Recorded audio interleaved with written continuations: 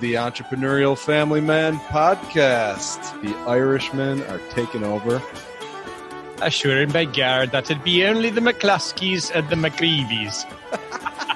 Top of the morning, and welcome back. Right, it's the Irish show today. Can we talk about with an Irish accent throughout this entire thing? I don't know. My Irish accent's pretty bad, actually. I don't know if that was Irish, Scotch, or something just mutated there. But Slingerland and Nehemiah have currently been tied up by their kids. They're spending time together in Nashville, having a good old time. We are pressing on, and we just get to be Irish today, Chris. Nehemiah's and the Slingerlands together with all 8 kids. We got just an imaginary snapshot in our minds, Michael and I here. We were pretty sure that Chris was already bound and gagged, tied up somewhere in a corner. Slingerland was probably babbling incoherently somewhere else.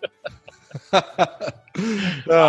having a ball. I mean, it's just cool. We're glad to let them be able to do that, and happy to be able to be here. But it is a little weird, a little disorienting to just have 2 of us here when we normally have 4 guys, right? Yeah, no kidding.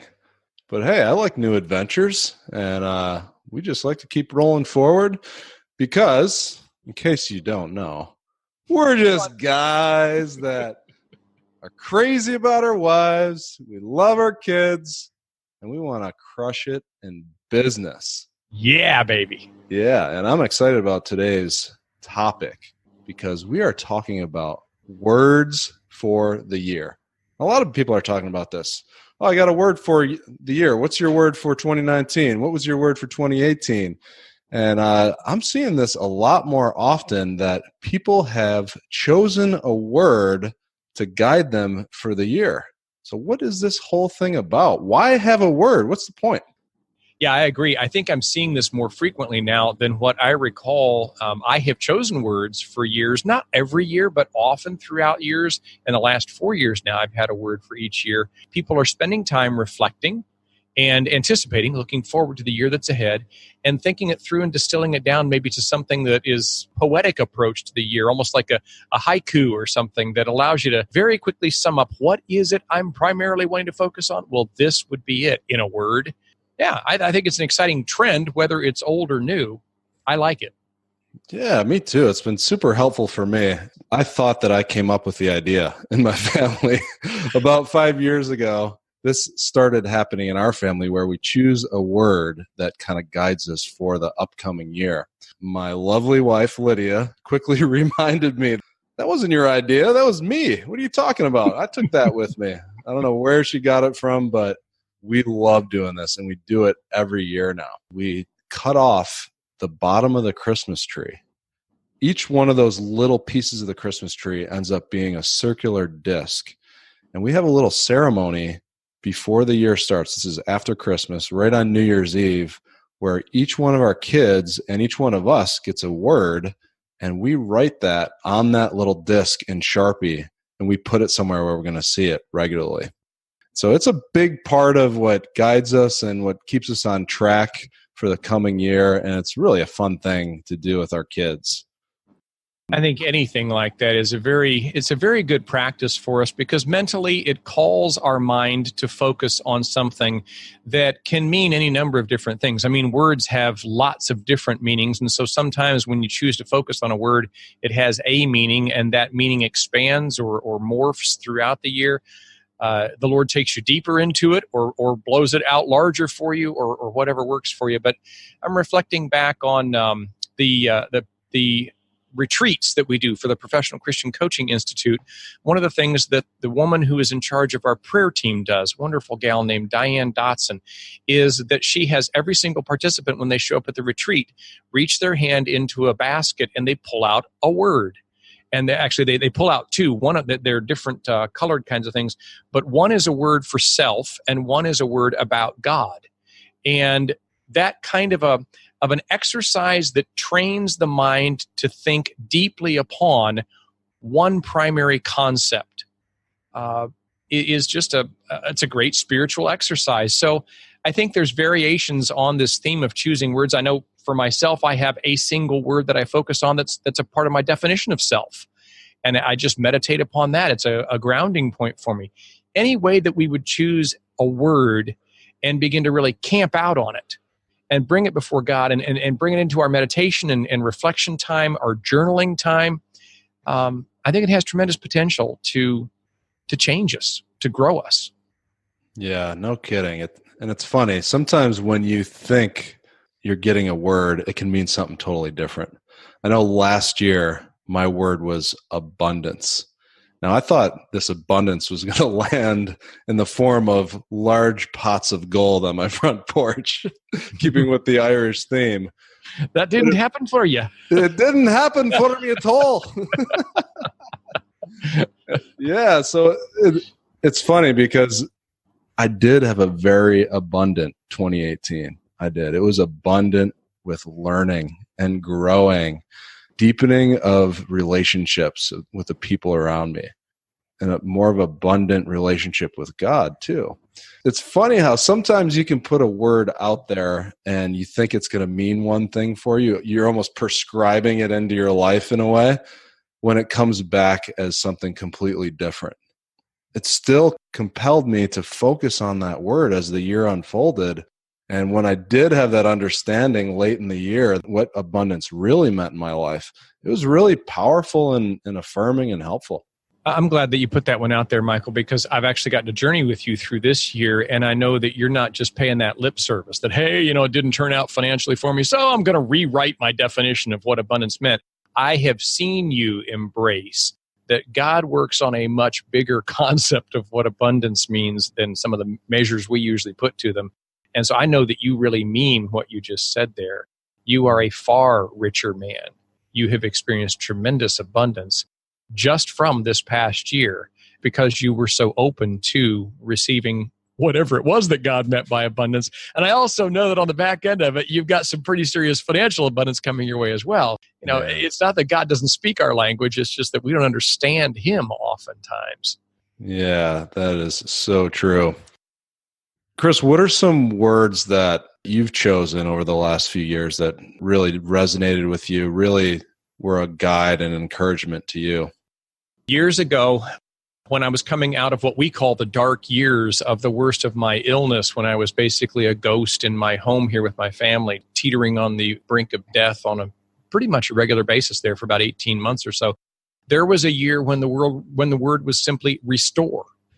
It was to be a year of restoring what the locusts have eaten, as Scripture would say, except in my case, my disease is Lyme disease, which is conferred by a tick. So we said that this was the year of restoring the years that the ticks have eaten. Here more recently, since I got to a more stable place in life, typically the words that I choose for a year have to do with my primary area of focus in my business.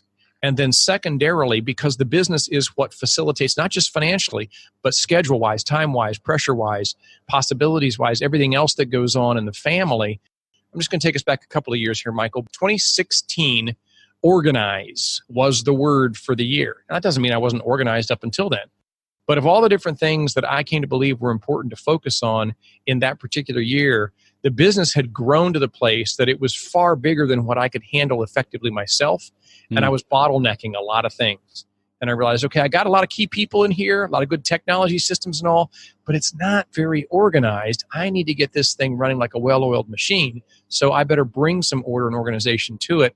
And as a result, that brings order and organization to the family, into our calendar, and all those other things. So organize is an example of just 1 year's word that resulted in, first of all, a beautiful organizational chart. Looks like anything you'd find in corporate America. Got 50 some odd blocks on it and all the different departments for this entirely virtual business that I run. Wow, did that have a transformational impact on my team? Because we could all look at the same picture together and go, oh, there's the box top. That's what this thing's supposed to function like. Yeah. I can get my mind around that now. It doesn't feel so like, who am I supposed to go to with this? So organize is a word that I camped out on for a year and just tons of fruit from it. Man, that is so cool to see a word actually translate into change and things evolving into organization, and not just your business, but several areas of life. That is so cool. And it happens like that, right? I mean, I know this year, my word is abide. And what that means to me is to really be walking with God through the decisions that I make, through how I live my life, through how I grow my business, really everything I do, instead of inviting God into what I'm doing later, to right now start with him. Start there. What are you calling me to? What are you saying? Listening first and then moving after I hear his voice. And so I've already found myself, even in these first couple of weeks of January, thinking through that, because I look at that little tree stump that I have that word abide on there, and it's looking right back at me. I'm like, oh yeah, I'm running to something again. I need to put the brakes on and really press into God first and look for wisdom before I move forward. So it's already been helpful for me. You know, one of the interesting things that you said, Chris, is I choose the word that I chose. So that signifies that you weren't just handed your word, right? Didn't just come down and land right in front of you. Sounds like there's almost like a process in figuring out what your word was. So let's spend some time on that. Yeah, I think that's an excellent idea, because it can be so random as just what I described with our retreat, putting your hand into a basket full of words and pulling one out. And it typically is much more like the product of sitting down and doing some reflection and journaling. For me, there's usually a couple of days at the end of every single year, right between Thanksgiving and New Year's, when I pretty much shut the rest of the world out, put my earplugs in, don't listen to music or anything else, and just have my notepad and pen. And I do a ton of reflecting, going back through my calendar and seeing the different things that happened for the year. And I have my calculator and I crunch numbers on things, and I jump out on the web if I'm researching some place that we've been talking about wanting to go and what are the ways that could happen. But I'm just doing a ton of listening and being with the year behind and thinking about the year ahead. And oftentimes that'll distill out a word or at least a couple of themes.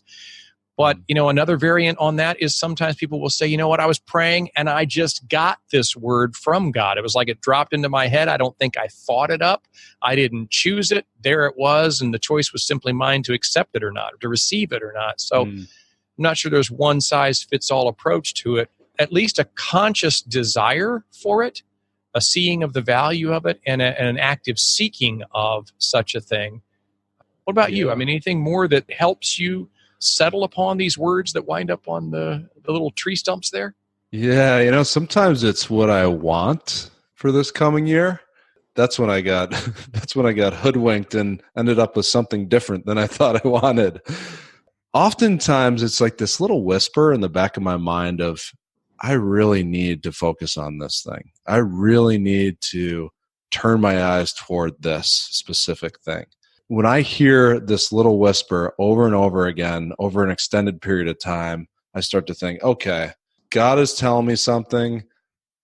Myself is telling me something. There's some alignment here in where my thinking is going. Maybe that is something to explore. This previous year, toward the end of 2018, this message was in the back of my head of, you really need to go to God first in your business, in your marriage, with your kids, with your parenting, with everything you do. You need to abide in him. Felt that message coming. And I don't know exactly how to do that or what that looks like, but I just know that that's what I'm being called to do. So sometimes for me, it's, what am I being called to do in this coming year? What am I really being called to focus in on, to press into, and to really be my guiding principle for this coming year? That's a process too. Michael, I love what you're saying, and I want to point out something that I think is pretty important for people to grasp with this concept. Usually when we're thinking about a year ahead and we're going to choose a word, if you were to take it back to English class and say, well, what kind of a word are we talking about? It's usually a verb. It's some kind of an action, a doing thing. And yet, that doesn't have to be the only thing that these words settle upon. For example, the word that I have for myself is actually a noun.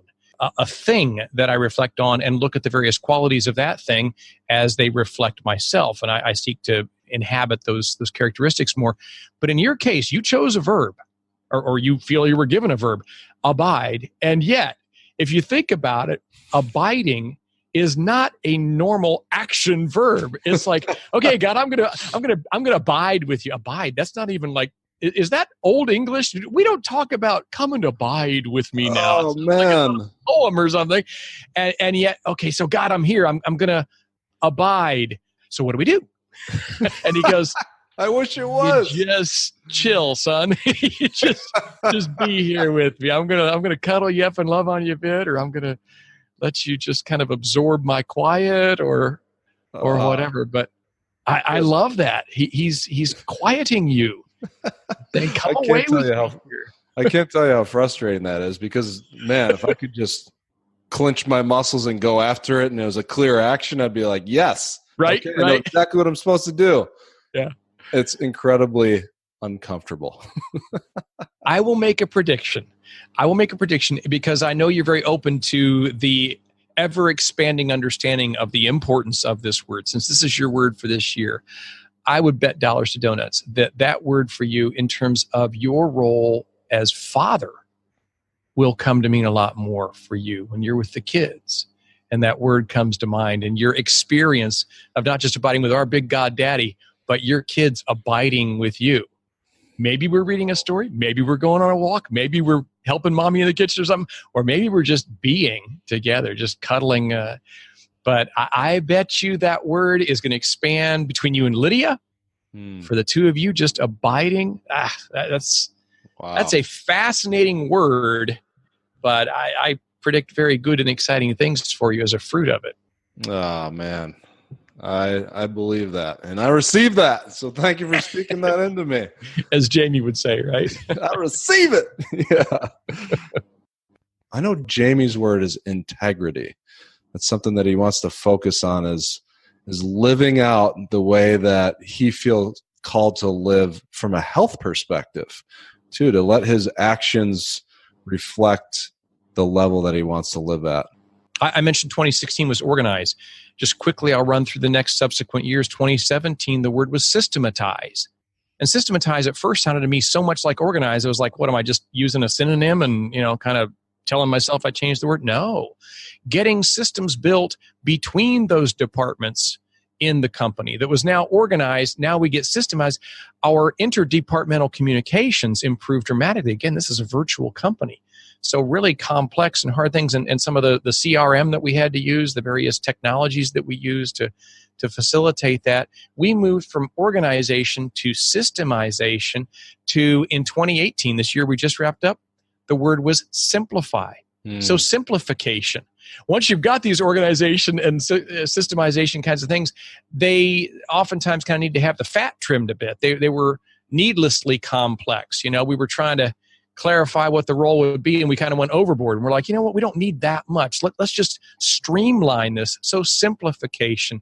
And here I am in 2019. My word for this year is multiply. Multiplication, frankly, usually freaks me out because I usually interpret it as meaning, I'm going to go back to working hard again. Yeah. But actually, multiplication can be an almost automatic fruit of organization, followed by simplification. You keep following that kind of a pattern with a healthy team, I bet you're going to multiply. So I'm pretty excited about multiplication, and I don't think it's going to be a year of me working my fingers to the bone. Yeah, no kidding. It's really cool how the progression of those words coming together, starting with organization, ending in multiply. I mean, that's almost like a prescription for a healthy business growth over 4 years. I love how that has played out and rolled out in your life. Your kids can also have words too. I know we give our kids words the day they're born. You're like, okay, what is this baby's word going to be other than peeing and spitting up and all that kind of stuff that babies do, sleeping, crying. But we just simply give our babies in their first year of life the word life. It's just kind of it brings us back to remembering, wow, this person last year wasn't alive and this year they're alive. So my son Asher got the word life. And in that second year, my kids always get the word communicate, because that's when they really start opening up and talking, and they're blabbering becomes words and there's conversations happening. And even my 3-year-old son, Gunnar, has a word as well. And his is discernment. He has all this energy. He has all this intensity. He's a boy. He wants to wrestle and dive around and be doing all kinds of things. And so he's recognized, or we've helped him recognize that, hey, there's choices that need to be made between doing something that is a good idea and something that's not a good idea. And if you ask him, he'll tell you, my word is discernment. And he stands up and he knows what it means. And he's like, it's doing the right thing. We're like, yeah, okay, kind of. And we have to explain it a little bit more. But yeah, you can do this with your kids as well. But it has been super helpful for me and a lot of us here at EFM. And yeah, I'd highly recommend it. Another thing, too, is how can you, once you do choose a word, how can you keep it in front of you? I shared my method of chopping off the bottom of the Christmas tree. That's not going to work for everybody, but sometimes that's displayed in your office. Sometimes it's on the refrigerator where you see it every day. Can be those kinds of things. For me, it is such a product of that journaling, and my journaling is part of my daily devotions, that it winds up being there. So it's a constant drumbeat in my devotions. But I have also done similar kinds of things like you were just mentioning there. Not a single word, but a very succinct phrase that my father used to say to me all the time. I finally went and did it in a really nice kind of a calligraphy and took it to a frame shop and put it together and framed it. It's just words, but they're up on the wall and I look at them all the time. I've seen people do the same thing at a much simpler level by putting something on a sticky note and sticking it on the mirror where they shave in the morning, or on the side of their computer screen, or on the bulletin board above their desk or something, or a screensaver. The important thing is that if we're going to spend some time really reflecting backward and looking forward and settling upon a word, a theme, then you don't want to lose it. So decide what's going to work best for you to keep it top of mind, because it's only there that it's really going to do you much good. Out of sight, out of mind, so put it somewhere where you're going to see it, trip across it, have it constantly come back to you. But it needs to keep circling back around. So you go, oh yeah, that's right. That's the theme for this year. Now, what am I doing with regard to that? Well, Chris, this has been fun. Mixing it up, just getting the two mix on the line together. I love it, man. A new adventure. We'll have to do this again sometime. Oh, absolutely. I mean, an Irish special. This is just good stuff, eh? Do Irish people say eh? I don't know. What are those Canadians? Isn't it? Irish Canadians, yeah. Oh, wow. Well, what about you? Have you thought about this word thing? Were you wrestling? Hey, should I have a word for 2019? I would encourage you to go for it. Take some time and reflect on what could be that guiding principle for you this year. What could be that word that could powerfully bring you back to the center, bring you back to what you need to focus on and what this year needs to be about. Take some time. Choose a word. Give it a shot. Thank you for listening to the Entrepreneurial Family Man Podcast. Visit EFMLife.com to connect with us and others like you who are pursuing success in enterprise, family, and marriage.